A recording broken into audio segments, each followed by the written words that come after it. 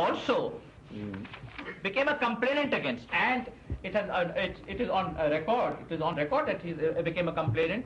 He said that that I'm not worried about personally, but someone has to be accountable for these words. So I also, he was for the first time, it was very pleasant to see that he had a smile on his face.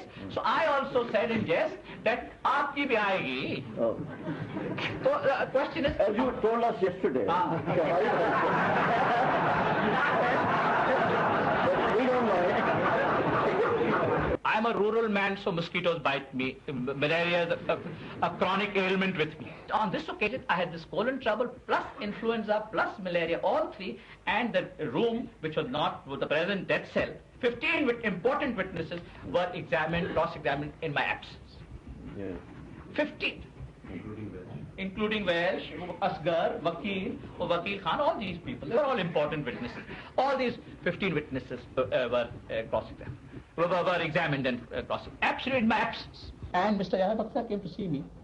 And he came to see me and was upset, and I said, not to worry, 21st commandos came on my, on the ceiling, and all other things started being nasty and all.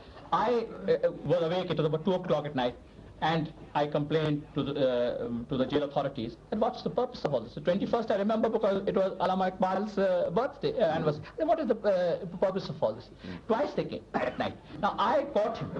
He said, how do you know they came? I said, because I could hear their boots. So the poor simpleton, he smiled and said, but they had taken off their boots and come.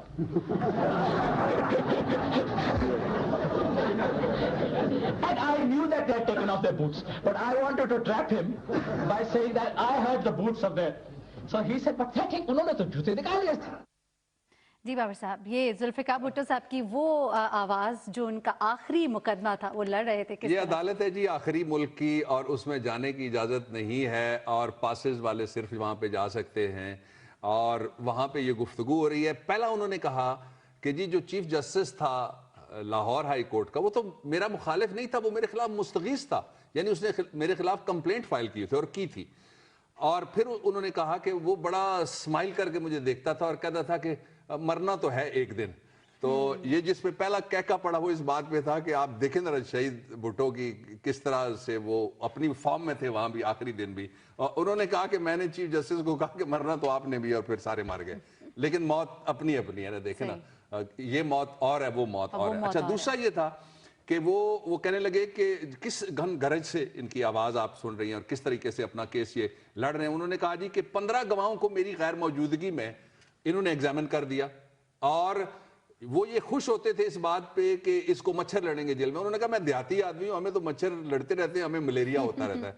यहाँ पहले भी आपने देखा लोगों के trial हुए, कोई भाग जाता है, कोई बीमार होकर लेट जाता है, कोई पेश नहीं होता, कोई माफी मांग लेता है, और किस तरह. और जो आखिरी जिस पे कहका पड़ा सबसे ऊंचा, वो उन्होंने कहा कि मुझे 21 तारीख को परेशान करने के लिए रात को 21 कमांडोज मेरी छत पे भेज दिए गए. छोटा सा वो कहते हैं डेथ सेल था, देखा हुआ है मैंने, और उसके ऊपर कमांडोज चढ़े हुए थे. और उन्होंने तो वो जो चीफ जस्टिस था और जेल वाले थे, उन्होंने कहा कि आपको कैसे पता लगा कि कमांडोज चढ़े. उन्होंने, भुट्टो साहब कहते हैं, मैंने कहा मुझे बूटों की आवाज आई, तो जेल वाला कहता है वो तो बूट उतार के चढ़े थे.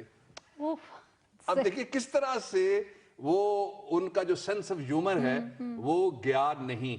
इस पे कल हम आपको तफसील बताएंगे, और कल आपको बताएंगे कि पाकिस्तान के अलावा किसको दिलचस्पी थी कि पाकिस्तान के अंदर जुल्फिकार अली भुट्टो जैसा लीडर ना हो.